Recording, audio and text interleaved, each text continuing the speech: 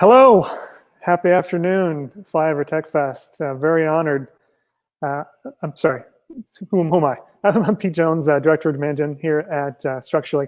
Very honored to get the opportunity to interview the coolest cool, Mr. Ross Simmonds here, and there he is. Welcome, Thanks Ross. for having me. I'm excited to chat today. Let's jump in.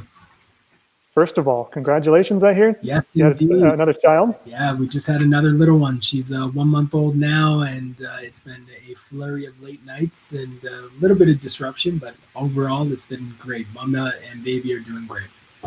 I've got three. Oh, nice work. My youngest is turning 4, so I'm a little bit past most of that. But so I can come to you if I need any advice exactly. and insights on how to get through the threes and all of that good stuff.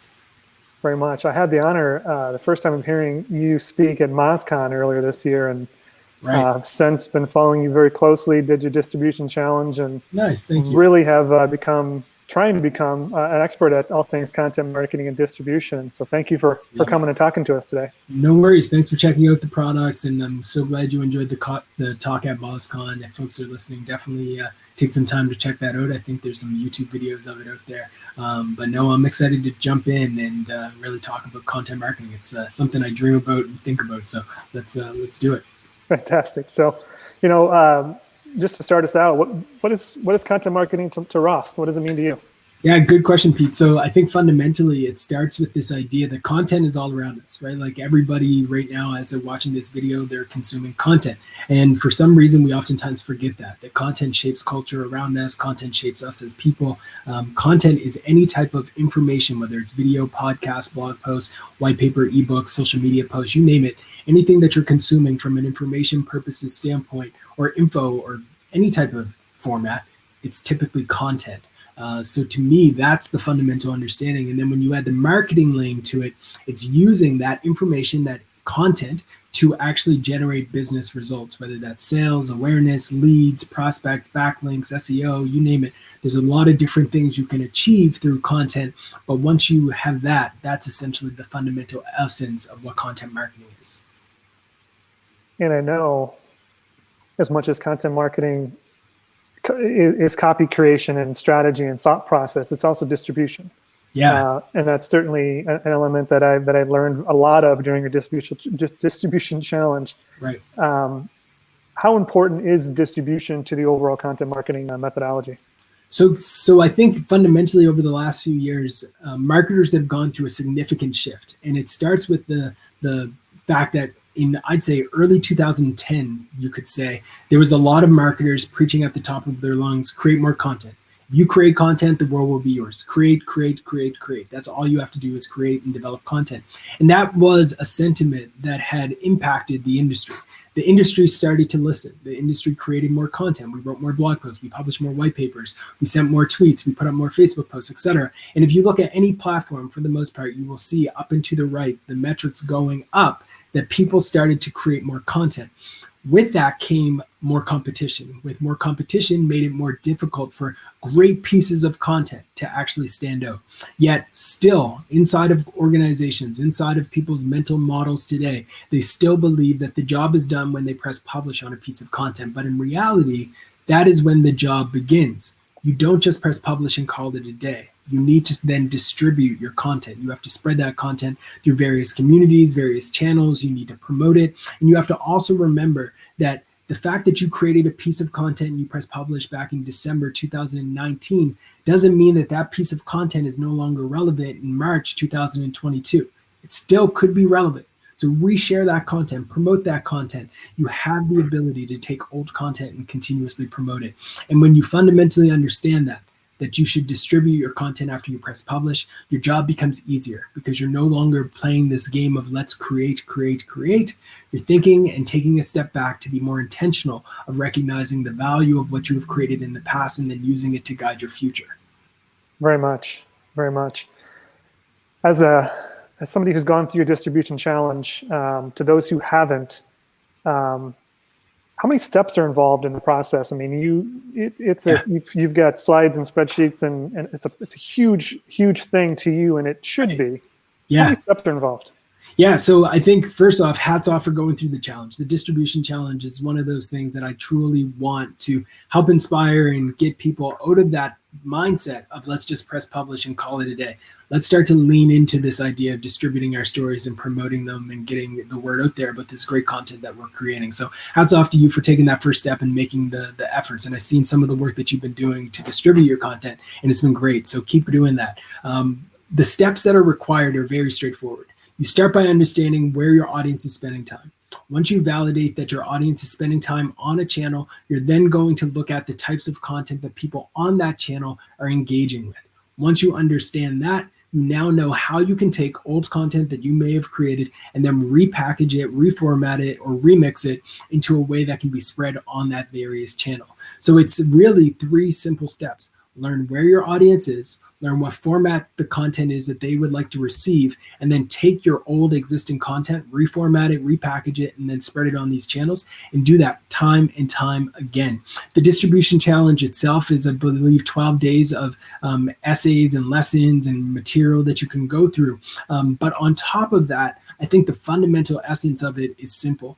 You need to find a channel that you can spread your content to at scale, and you need to leverage it to consistently be getting your story out there. So if a company like ours, like others, have different industries that they operate in, and each industry potentially is on a different channel or has a different medium to get hold of, how would you, as for instance, and selfishly, team of one here from a marketing perspective, how do we maximize our time to get all these different steps in this distribution challenge and to make our content work?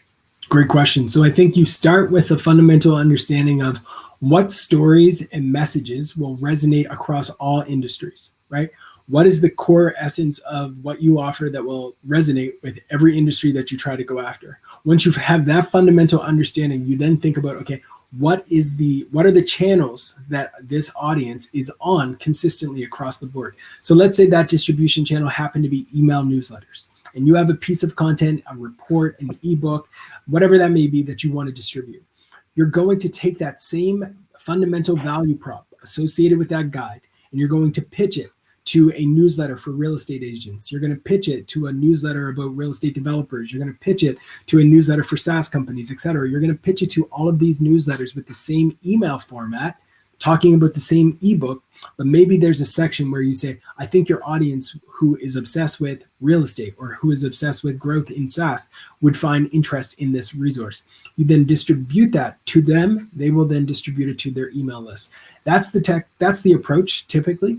And you do that similarly for like a Facebook group. So if there's a bunch of Facebook groups that are dedicated to these different types of communities, you're going to copy and paste and then adjust and tailor it to the individual groups. Now, when it comes down to time and how you're going to do this, you do have to fundamentally change the way that the organization thinks about the content process. You culturally have to get okay with the idea that a day, a week may be dedicated to pure distribution of the content assets that you're creating.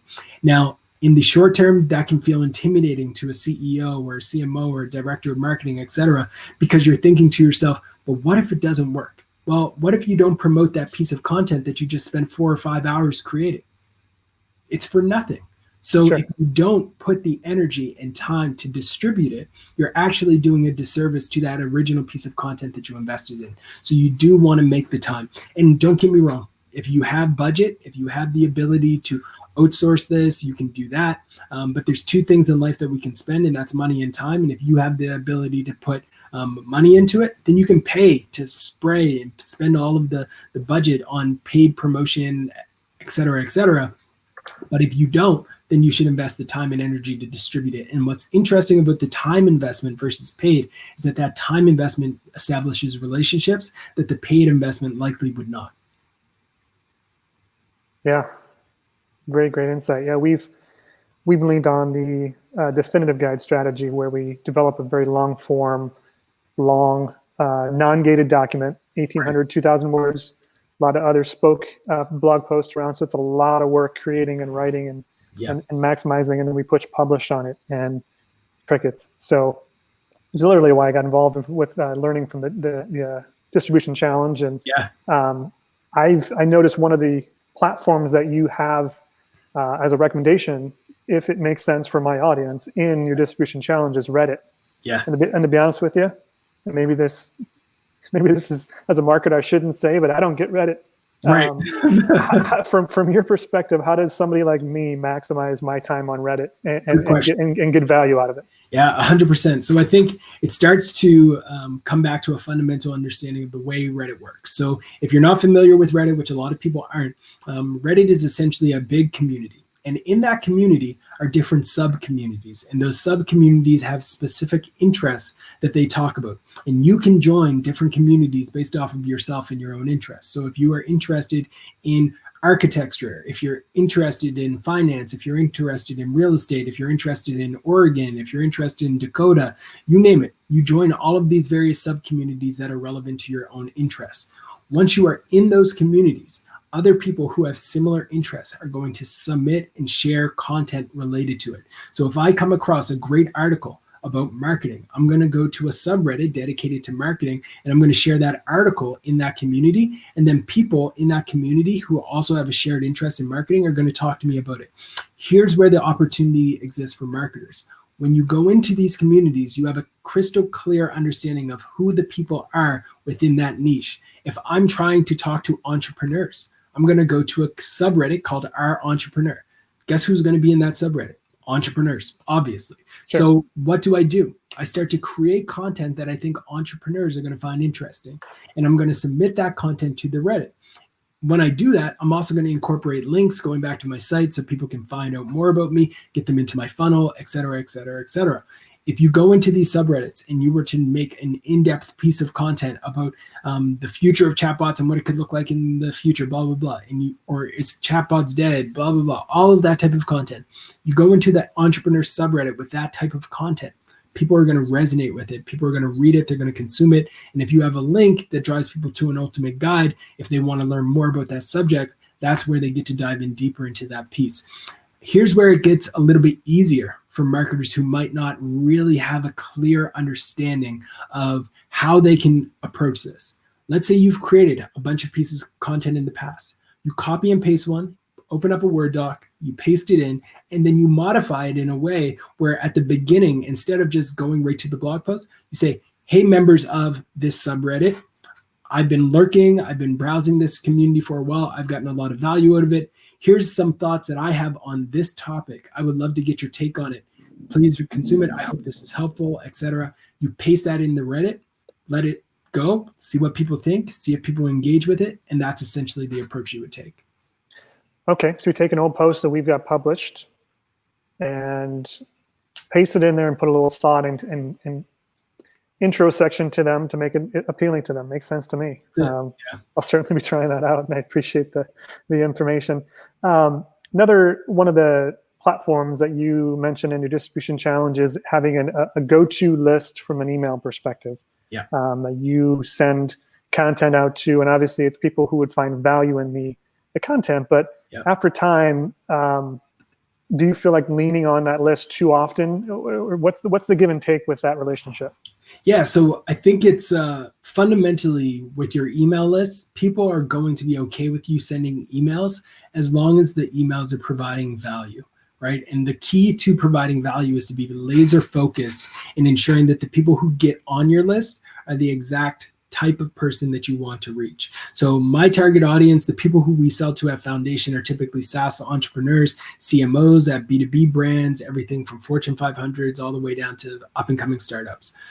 That's our audience. That's who we sell to, and that's who we connect with. So every email that we press publish on, we have to ask ourselves, is this something that a CMO at a SaaS company is going to be interested in? If the answer is no, then we're probably not going to press publish on that email. So you rely on your email to truly be a place where you nurture a relationship and you establish a connection where people are replying back to your email saying, thank you.